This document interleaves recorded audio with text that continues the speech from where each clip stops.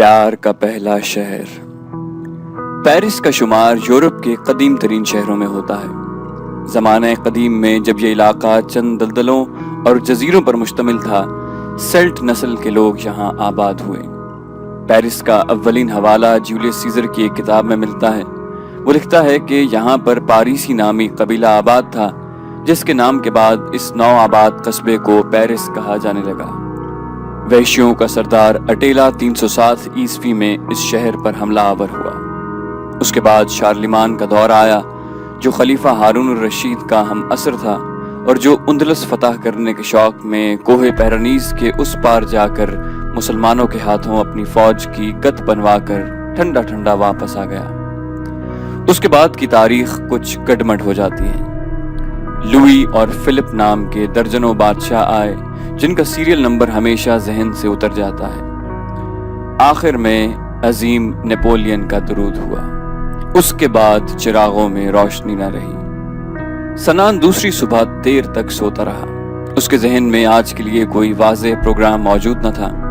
اس کا خیال تھا کہ تمام دن اس تاریخی شہر کے گلی کوچوں میں بے مقصد گھومتے ہوئے گزار دے اور شام کو دریائے سین کے کنارے پاسکل کی تلاش کرے۔ پانی کے نل میں آج پانی موجود تھا۔ میڈم جی نے حسب وعدہ نیچے سے پانی کی منقطع سپلائی بحال کر دی تھی۔ شیو بنانے اور کپڑے بدلنے سے فارغ ہو کر سنان نے کیمرہ کندھے پر لٹکایا اور کمرے سے باہر نکل آیا۔ وہ لمحہ بھر کے لیے ساتھ والے دروازے کے پاس رکا۔ اندر بالکل خاموشی تھی اور پھر سیڑھیوں سے نیچے اتر گیا۔ ہال میں میڈم جی یا اس کی بوڑھی ماں میں سے کوئی بھی موجود نہ تھا۔ البتہ وہ گنجا طوطا مزے سے پنجرے میں بیٹھا اپنی آنکھیں جھپکا رہا تھا اور حسب سابق سنان کو دیکھتے ہی ٹیں ٹیں کرنے لگا۔ سنان نے چوروں کی طرح ادھر ادھر دیکھا اور پھر چپکے سے پنجرے کا دروازہ کھول کر طوطے کے گنجے سر پر ایک دھپ لگا دی۔ طوطے نے ایک لمبی ٹیں کی اور پھر خاموش ہو گیا۔ سنان اپنے اس کارنامے پر بے حد مسرور ہوا اور ہاتھ ملتا ہوا مکان سے باہر نکل آیا۔ ایک گلی میں اس کی نظر اس قہوہ خانے پر پڑی جہاں اس کی ملاقات طوطے والی بڑی اماں سے ہوئی تھی۔ سنان نے اپنے آپ سے کہا کہ آج شام یہاں آ کر کافی پی جائے گی۔ یہ کہہ کر وہ آگے بڑھ گیا۔ پاسکل سے نہ ملنے کا غم پیرس کی حسین اور چمکتی ہوئی صبح نے قدرے ماند کر دیا تھا۔ وہ ایک تجربے کار سیاح کی مانند ہر شے، ہر عمارت اور شہر کے مکینوں کو بنظر غور دیکھتا چلا جا رہا تھا۔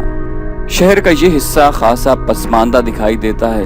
اکثر بیلکونیوں کی حالت مخدوش ہے، چند مکان گرنے کو ہیں، گلیاں کھردرے پتھروں کی ہیں۔ جانے وہ صوبیدار دلنواز نے شیشے کی سڑکیں کہاں دیکھی تھی۔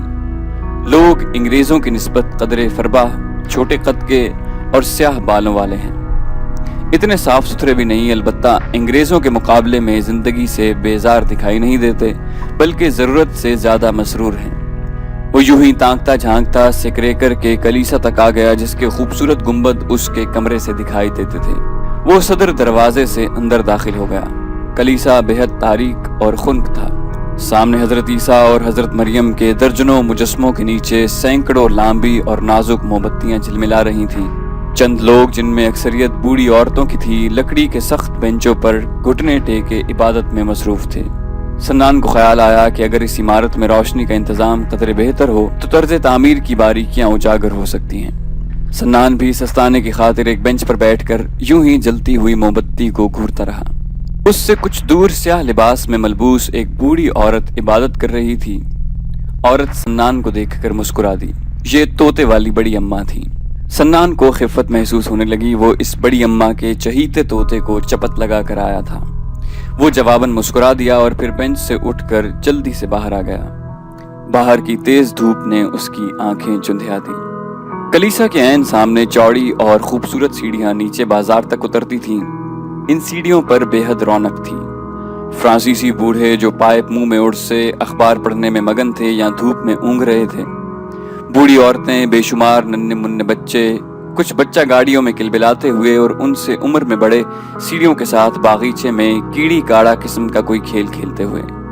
سنان نے وہاں نوجوان لڑکے اور لڑکیوں کی کمی بری طرح محسوس کی۔ پھر اسے یاد آیا کہ پیرس کے باشندوں کی اکثریت موسم گرما میں ساحلی مقامات کی جانب کوچ کر جاتی ہے، اور بقول ایک گائیڈ بک کے وہاں صرف نکمے آوارہ گرد، قلاش مصور، غیر ملکی سیاح اور آوارہ کتے ہی رہ جاتے ہیں۔ यहाँ पर कुत्ते तो नजर नहीं आ रहे थे, अलबत्ता मुसव्विरों की बहुतात थी जो कैनवस सामने रखे इर्द गिर्द के शोर से लाताल्लुक सिकरेकर के खूबसूरत गुंबदों को कैनवस पर मुंतकिल कर रहे थे। सन्नान भी वहीं सीढ़ियों पर बैठ गया और पेरिस की जिंदगी के इन दिलचस्प पहलुओं से लुत्फानंदोज होने लगा। अभी वो वहां कुछ देर बैठा ही था कि एक नौजवान मुसव्विर उसके पास आ खड़ा हुआ। मुसव्विर के गले में मुख्तलिफ किस्म की दर्जनों मालाएं, तस्बीहें और मंदिरों में बजाने वाली एक बड़ी घंटी लटक रही थी। मुसव्विर ने घंटी उठाकर सन्नान के कान के पास ले जाकर जोर जोर से बजाई और मुस्कुराने लगा। सुबह बखैर, सन्नान भी मुस्कुरा दिया। मुसव्विर उसके साथ ही सीढ़ियों पर बराजमान हो गया और बगल में दाबी हुई मुतअद्दिद तस्वीरों में से एक निकाल कर सन्नान के घुटनों पर फैला दी। सन्नान तस्वीर देखकर बेहद हैरान हुआ, ये उसकी अपनी ही लग रही थी। मुसव्विर ने निहायत अदब से कहा कि आपने शायद मुझे देखा नहीं, मैं पिछले 10 मिनट से आपकी तस्वीर कशी में मसरूफ था। सन्नान ने कहा, बहुत खूब, तस्वीर वाकई उम्दा बनी थी। मुसव्विर ने खड़े होकर झुककर कहा कि मेरी तरफ से ये बतौर तोहफा कबूल फरमाइए और गले में बंधी घंटी हिला दी। टन टना टन। सन्नान इस बेजा खुलूस के मुजाहिरे से बेहद मुतासिर हुआ। उसने कहा, नहीं नहीं, ये कैसे हो सकता है, बहरहाल आपका शुक्रिया। मुसव्विर बोला कि शुक्रिया की कोई बात नहीं, आपके मशरकी खद्दुखाल इतने दिलफरेब हैं कि मेरे अंदर तख्लीकी जज्बात का एक समंदर उबल पड़ा और मुझे आपकी तस्वीर बनाते ही बनी। सन्नान सीधा होकर बैठ गया, गोया वो वाकई खुशशक्ल था। उसने मुसव्विर का दिल तोड़ना मुनासिब न समझा और तस्वीर कबूल कर ली। उसे तो हमेशा से ही तख्लीकी जज्बात की सरपरस्ती का ख्याल रहता था। सन्नान ने कहा कि मैं बेहद ममनून हूँ। वो उसके एहसान तले दबा जा रहा था। मुसव्विर ने जवाबन सिर्फ घंटी बजा देने पर इक्तफा किया, टन टना टन, और वहीं खड़ा रहा। सन्नान कुछ अरसा तो उसकी तरफ देख देख कर मुस्कुराता रहा, मगर जब उसके जबड़े दुखने शुरू हो गए तो वो संजीदा हो गया। आखिर ये मुसव्विर यहाँ से जाता क्यों नहीं? सन्नान ने एक मर्तबा फिर मुस्कुराने की कोशिश की और कहा कि मैंने कहा ना कि मैं बेहद ममनून हूँ। मुसव्विर ने भी एक मर्तबा फिर वहीं खड़े खड़े गले में बंधी घंटी बजा दी, टन टना टन। सन्नान झल्ला गया, आखिर ये हजरत चाहते क्या हैं? उसने अपनी तस्वीर सीढ़ियों पर रख दी और जेब से सिगरेटों का पैकेट निकाला। बेहतरीन तरीका यही है कि उसे नजरअंदाज किया जाए, खुद ब खुद चला जाएगा। सन्नान पैकेट में से सिगरेट निकालने लगा तो मुसव्विर ने झुककर अपनी मदद आप के उसूल पर अमल करते हुए एक सिगरेट उठा लिया। सन्नान खून के घूंट पीकर रह गया। अपना सिगरेट सुलगाने लगा तो मुसव्विर ने भी मुंह में दाबा हुआ सिगरेट आगे कर दिया। सन्नान को तुअन करहन सुलगाना पड़ा। सिगरेट सुलगा कर मुसव्विर फिर सीधा खड़ा हो गया और गले में लटकी हुई घंटी बजा दी, टन टना टन। सन्नान ने तंग आकर पूछा कि आखिर अब तुम चाहते क्या हो? वो बोला, 20 फ्रैंक। सन्नान ने कहा, 20? वो किस बात के? मुसव्विर बोला, 3 फ्रैंक का कैनवस और 1 फ्रैंक के रंग तस्वीर कशी में सर्फ हुए और 16 फ्रैंक मेरी उजरत। सन्नान में तख्लीकी जज्बे की सरपरस्ती के अरफा व आला जज्बात फौरन सर्द पड़ गए। टन टना टन। मुसव्विर ने फिर घंटी बजाई और कहना शुरू किया कि 20 फ्रैंक कुछ ज्यादा नहीं, हो सकता है आज से चंद 100 बरस बाद मैं एक बहुत बड़े मुसव्विर की हैसियत से पहचान लिया जाऊं और यही तस्वीर आप 20,000 फ्रैंक में फरोख्त कर दें। सन्नान ने मैं पर जोर देते हुए कहा कि चंद बरसों में मैं फरोख्त कैसे कर सकूं? वो बोला, चलिए आपकी औलाद ही सही, अब लाइए ना 20 फ्रैंक, मुझे किसी और सयाह की तस्वीर बनानी है। सौदा 15 में तय हो गया और सन्नान कीमत अदा करके फौरन ही वहां से उठ खड़ा हुआ। मुबादा किसी और मुसव्विर के दिल में उसके मशरकी खद्दोखाल देखकर तख्लीकी जज्बात का समंदर उबल पड़े। कलीसा के पास ही ट्राम स्टेशन भी था। सन्नान अपनी 15 फ्रैंक की तस्वीर बगल में दाबे वहीं से एक ट्राम में सवार होकर शहर के मरकज में उतर गया, जहां से नेपोलियन की तामीर करदा फतह की मेहराब खड़ी थी। मेहराब के चारों तरफ नेपोलियन की मुख्तलिफ जंगों के वाक़यात संगे मरमर के खुशनुमा मुजस्मों की सूरत में उभरे हुए थे। इस मेहराब में से 12 खूबसूरत सड़कें निकलकर पेरिस के सीने पर हयात आफरीन शरियानों की तरह फैल गई थी। इन्हीं में से एक मशहूर ज़माना शॉन्ज़ेलीज़े है, जिसे फ्रांसीसी दुनिया की खूबसूरत तरीन सड़क का खिताब देते हैं। सन्नान इसमें थोड़ा सा रद्दोबदल करना चाहता था। शॉन्ज़ेलीज़े यकीनन दुनिया की दूसरी खूबसूरत तरीन सड़क कहलाने की मुस्तहिक थी। लाहौर की माल रोड को उस पर फौकियत हासिल थी। शॉन्ज़, जैसा कि इस सड़क को अहले पेरिस प्यार से पुकारते हैं, 1616 ईस्वी में मारी डी मेडिका के बनाए हुए नक्शे के मुताबिक तामीर हुई। सड़क के दोनों तरफ पैदल चलने वालों के लिए वसी फुटपाथ हैं, जिनके गिर्द हरे भरे दरख्तों की कतारें दूर तक चली गई हैं। फुटपाथ के पहलू में पेरिस की बेहतरीन फैशन की दुकानें और कहवाखाने हैं, जहां लोग मशरूब पीने की खातिर कम और फुटपाथ पर रवां फैशन परेड देखने के लिए ज्यादा बैठते हैं। 1 मील से ज्यादा तवील ये सड़क कॉनकॉर्ड चौक के दर्जनों आलीशान फव्वारों पर खत्म होती है, जहां इनकलाब फ्रांस के दौरान में गैलोटीन गाड़ कर 3000 के लगभग लोगों के सर कलम कर दिए गए थे। सन्नान भी एक आम सयाह की मानिंद एक कहवा खाने के बाहर बैठकर कॉफी पीने लगा और फुटपाथ पर चलते हुए लोगों का जायजा लेने लगा। थोड़ी देर बाद ही वो इस मशगले से उकता गया। उसने सोचा कि क्यों ना दुनिया के बेहतरीन अजायब घर लूव में जाकर मुसव्विरी का शाहकार मोनालिसा और वीनस का खूबसूरत मुजस्समा देखा जाए। चुनाचे उसने वेटर से कॉफी का बिल लाने को कहा। बिल की आमद ने पेरिस की खूबसूरती में जहर घोल दिया। 5 फ्रैंक कॉफी के, 2 फ्रैंक सर्विस चार्जेस, यानी मुबल्लग 14 रुपए पाकिस्तानी कॉफी पर उठ गए। फतह की मेहराब के मेट्रो स्टेशन से वो गाड़ी में सवार होकर लूव अजायब घर के स्टेशन पर उतर गया। ये स्टेशन यकीनन मास्को के ज़ेरे ज़मीन स्टेशनों के हमपल्ला था, जिन्हें दुनिया में खूबसूरत तरीन माना जाता है। लूव स्टेशन का वसी प्लेटफॉर्म हल्की रोशनी से मुनव्वर था। दीवारों में जाबजा अतालवी और यूनानी मुजस्मे रखे हुए थे। छत से दर्जनों बेशकीमत झाड़ और फानूस लटक रहे थे। वो इस स्टेशन की मशहूर कुन खूबसूरती में खोया हुआ था कि पीछे खड़े हुए एक मुसाफिर ने उसे कंधे से पकड़कर अपनी तरफ मुतवज्जह करने की कोशिश की। उसने मुड़कर देखा तो एक पाकिस्तानी हजरत, जिनकी सूरत से वो कतन नाआशना थे, खड़े मुस्कुरा रहे थे। उसने कहा, आपका नाम सन्नान है ना? सन्नान ने अस्बात में सर हिलाया। उसने कहा, आप किसी जमाने में लाहौर के नेशनल कॉलेज ऑफ आर्ट्स में बड़ी बाकायदगी से आया करते थे। सन्नान को याद आया कि वो इस कॉलेज में एक दोस्त तनवीर के पास अपने घर का नक्शा बनवाने की गरज से जाया करता था। तनवीर को उन्हीं दिनों लाहौर के चिड़ियाघर का नक्शा बनाने का ठेका भी मिल गया। चुनाचे जब सन्नान के घर का नक्शा मुकम्मल हुआ तो तनवीर की गैर हाजिर दिमागी की वजह से बावर्ची खाने के बजाय वहां रीछों के पिंजरे का नक्शा बन गया और सन्नान का बावर्ची खाना चिड़ियाघर के नक्शे में मुंतकिल हो गया। इसीलिए तो शायद आजकल ये कहा जा रहा है कि लाहौर के चिड़ियाघर में जानवरों को घर का सा माहौल मुयस्सर है। बहरहाल सन्नान ये फैसला न कर सका कि इन हजरत का नेशनल कॉलेज ऑफ आर्ट्स से क्या ताल्लुक हो सकता है। सन्नान ने शर्मिंदा होकर कहा कि मुझे अफसोस है कि मैं आपको पहचान नहीं पाया।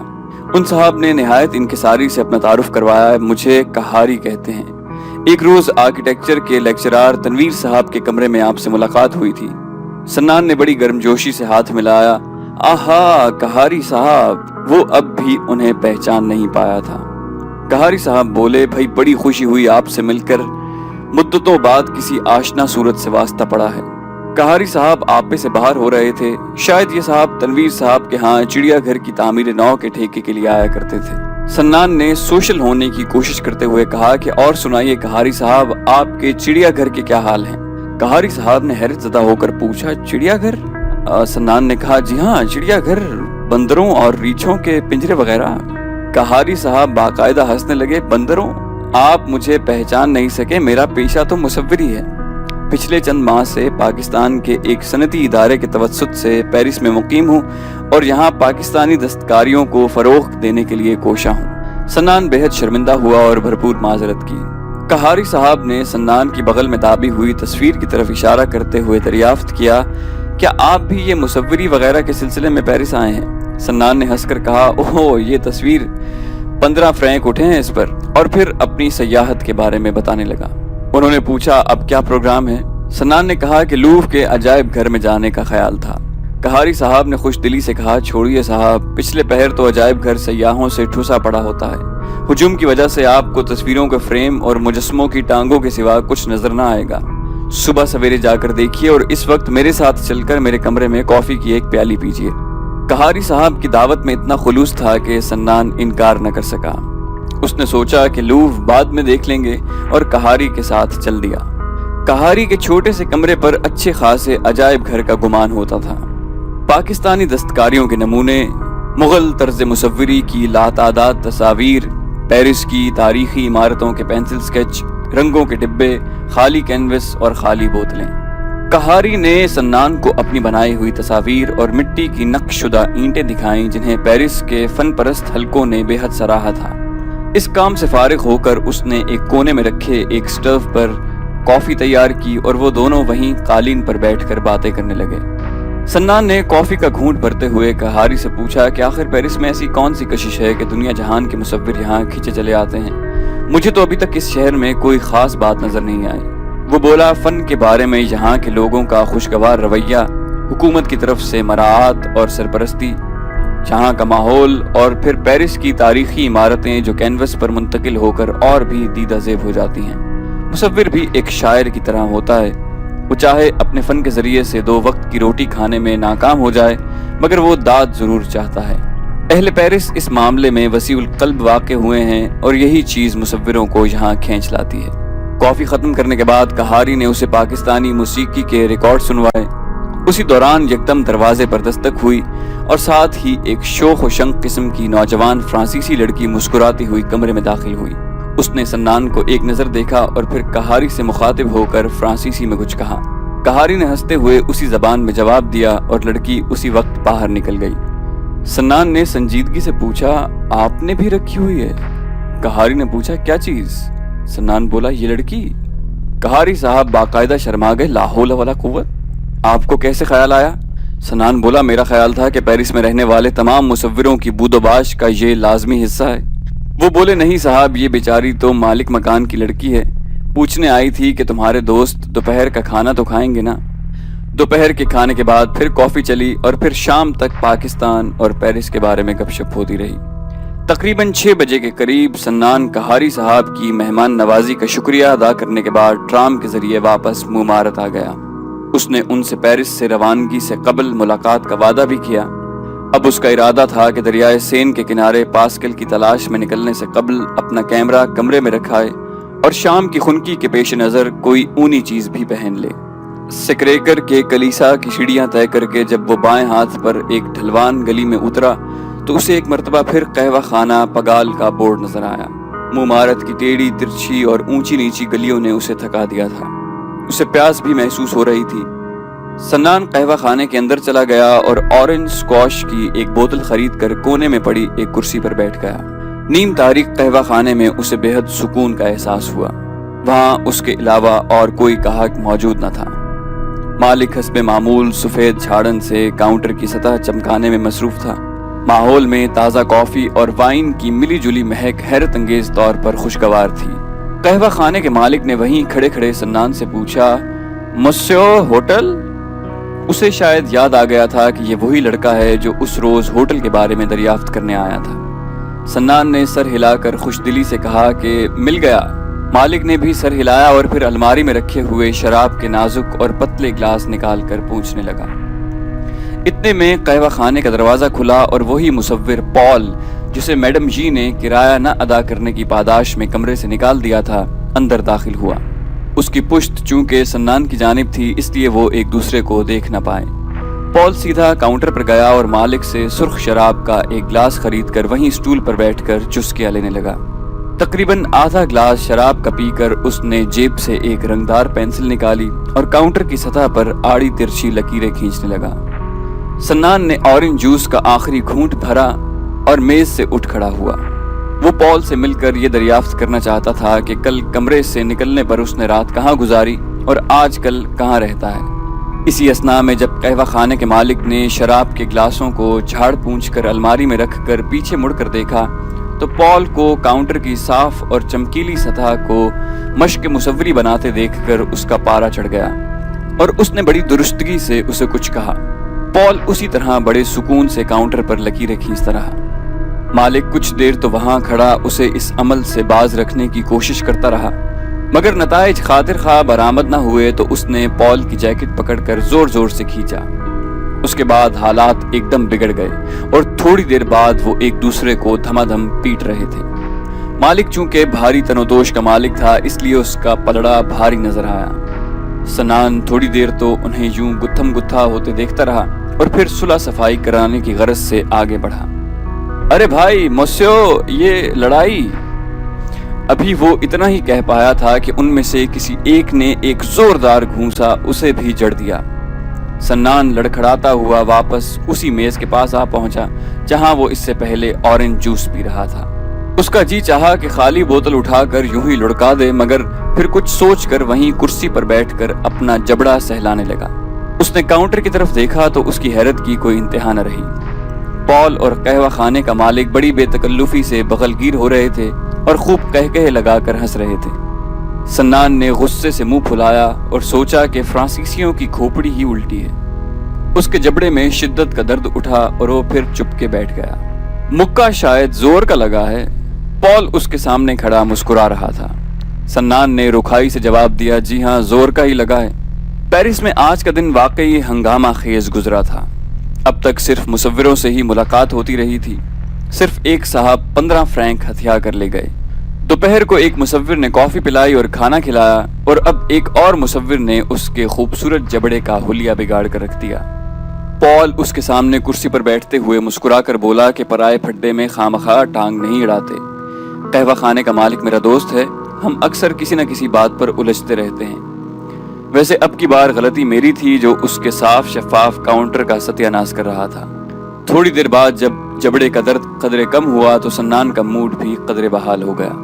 उसने पॉल से पूछा, कल जब तुम्हें मैडम जी ने कमरे से निकाल दिया था तो उसके बाद शब बसरी में खासी दिक्कत हुई होगी तुम्हें। पॉल ने लंबी दाढ़ी में उंगलियों से कंघी करते हुए जवाब दिया कि हाँ कदरे। मैं अपनी पहली दोस्त लड़की के पास गया तो वहां पेशगी बुकिंग हो चुकी थी। उसके साथ आजकल एक इंडोनेशियन मुसव्विर रहता है।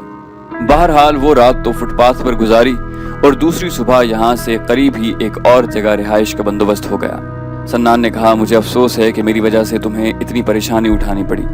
उसने कहा, कोई बात नहीं, बल्कि मुझे तो उल्टा तुम्हारा शुक्रगुजार होना चाहिए। तुमने मुझे 3 माह के किराए से निजात दिला दी। सन्नान ने पूछा, वो तुम्हारी पहली बीवी जो कहवा खाने में काम करती थी उसका क्या हुआ? वो बोला, ओ लुइस, वो भी मेरे साथ ही है। पॉल ने उसे बताया कि वो जर्मनी के शहर हैम्बर्ग का रहने वाला है। माँ बाप जंग अजीम की भेंट चढ़ गए और वो कसाबों की दुकानों पर सुअर काटता, स्टेशनों पर झाड़ू देता और गुस्ल खानों की सफाई करता जवान हो गया। इस दौरान में उसे मुसव्विरी की लत पड़ गई और वो पेरिस आ गया। यहाँ वो पिछले कई बरसों से मुकीम था। आमदन ना होने के बराबर थी। सन्नान ने पूछा, तो फिर गुजारा कैसे होता है? पॉल ने सर हिलाया कि नहीं होता। कभी कभार कोई तस्वीर बिक जाती है तो चंद रोज अच्छी तरह कट जाते हैं। किसी नेक दिल और फन परस्त खातून से तारुफ हो जाए तो कुछ अरसा हर शाम वहाँ कम से कम खाने के लिए कुछ न कुछ मिल जाता है, और मुझे वहाँ सिर्फ मुसव्विरी के बारे में गुफ्तगू करनी पड़ती है। खातून अगर फन परस्ती छोड़कर शख्सियत परस्ती पर उतर आए तो 4 पैसे भी मिल जाते हैं, या फिर और कुछ न मिले तो सिकरेकर के कलीसा की सीढ़ियों पर बैठकर किसी सयाह की तस्वीर बनाकर 4-5 फ्रैंक जबरदस्ती वसूल कर लिए। 4-5 फ्रैंक? सन्नान को अपने 15 फ्रैंक का ख्याल आया। वो बोला, जो भी मिल जाए गनीमत होता है, कई तो सिर्फ 1 फ्रैंक पर ही तनख्वाह देते हैं। सन्नान ने कहा, 1? लेकिन मैं तो 15 फ्रैंक देकर छूटा हूँ। पॉल ने बेतहाशा हंसना शुरू कर दिया, गोया तुम भी फंस गए थे। पेरिस के कल्लाश मुसव्विरों का ये पसंदीदा तरीका है। 10-12 कैनवस लेकर उन पर सिकरेकर का पस मंजर पहले से बना लिया और फिर चंद लकीरें खींचकर किसी सयाह को जा दबोचा। आपके खदोखाल ने मेरे दिल। सन्नान ने पशेमान होकर कहा कि हाँ, बाकी का हिस्सा मुझे मालूम है। उसे याद आ गया कि वो तस्वीर तो कहारी के कमरे में ही रह गई थी। कल सही। पॉल ने कहा कि अगर तुम्हें और कहीं नहीं जाना तो मेरे स्टूडियो में चलो, मेरे पास लंबी फ्रांसीसी डबल रोटी और पनीर भी है। ये कहते हुए वो मेज से उठ गया। अभी सिर्फ 7 बजे थे। सन्नान ने सोचा कि वो 1-1.5 घंटा इस दिलचस्प शख्सियत के साथ गुजारेगा और बाद में दरियाए सेन पर चला जाएगा। चुनाचे उसने पॉल के साथ स्टूडियो जाने की हामी भर ली। पॉल का स्टूडियो या वो कमरा जहां वो तस्वीरें बनाने के साथ साथ सोता भी था, कहवा खाने से कुछ फासले पर एक निहायत बोसीदा इमारत में वाक़ था। हुकूमत की तरफ से इस इमारत को खतरनाक करार देकर इसे मिस्मार कर देने के अहकाम जारी हो चुके थे। इस असना में चंद कल्लाश मुसव्विरों और आवारा गर्दों ने वहां डेरे डाल दिए। पॉल ने सन्नान को बताया कि बल्दिया के कारिंदे तकरीबन हर रोज इमारत को गिराने के लिए आ धमकते हैं, मगर वहां के मकीन मिन्नत समाजत करके चंद रोज की मोहलत ले लेते हैं। बहरहाल यहाँ पर कम से कम किराए की मुसीबत न थी। स्टूडियो में सिवाय रंगों के डब्बों और चंद बोतलों के और कुछ न था, जो कल तक सन्नान के कमरे की जीनत थे। कमरे में पलंग भी न था। उसने पूछा, तुम्हारा बिस्तर कहाँ है? पॉल ने हस्बे मामूल दाढ़ी खुजाई कि बिस्तर, मैं अपनी जैकेट में ही सो रहता हूँ, काफी गर्म है। उसने अपनी हल्की सी जैकेट का कोना उंगलियों से मसलते हुए कहा। पॉल ने चंद पुराने अखबार फर्श पर फैला दिए। मुझे अफसोस है कि मेरे पास बैठने के लिए कुर्सी वगैरह नहीं है। सन्नान जमीन पर आलती पालती मारकर बैठ गया कि कोई बात नहीं, ये तरीका सरासर मशरकी है। पॉल ने मैली जैकेट की एक जेब में से अखबार के कागज में लिपटी हुई लंबी डबल रोटी निकाली और दूसरी में से पनीर का एक टुकड़ा। डबल रोटी को दरमियान से तोड़कर उसने आधी सन्नान को थमा दी और पनीर फर्श पर रख दिया।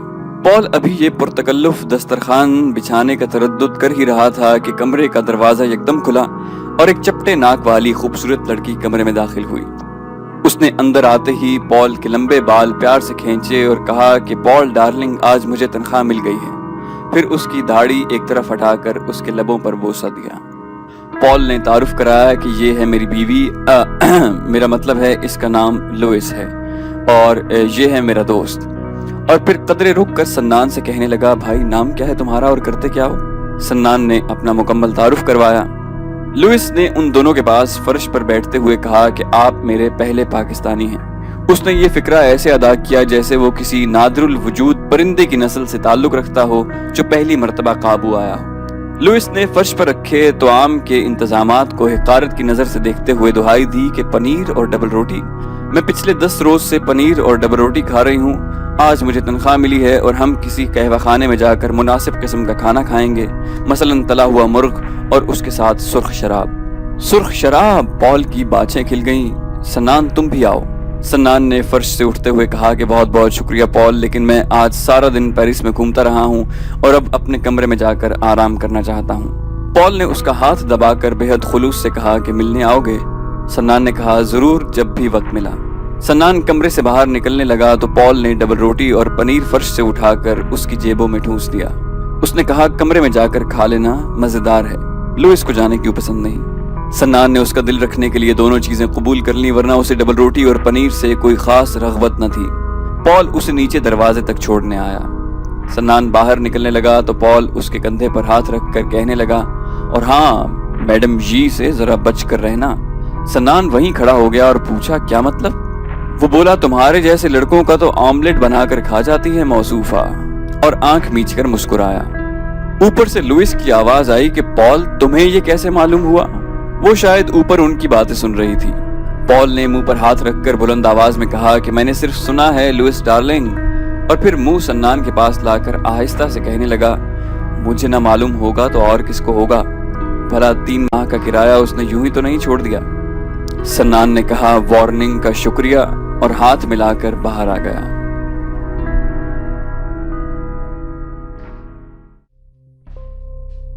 हमेशा की तरह इस वीडियो को लाइक कीजिए और शेयर कीजिए।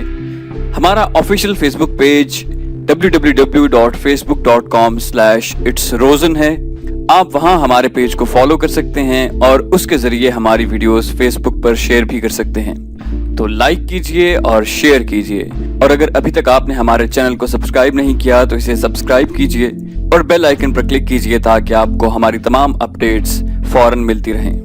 हम मजीद वीडियोस लेकर जल्दी हाजिर होंगे। अपना बेहद ख्याल रखिएगा। अल्लाह हाफिज।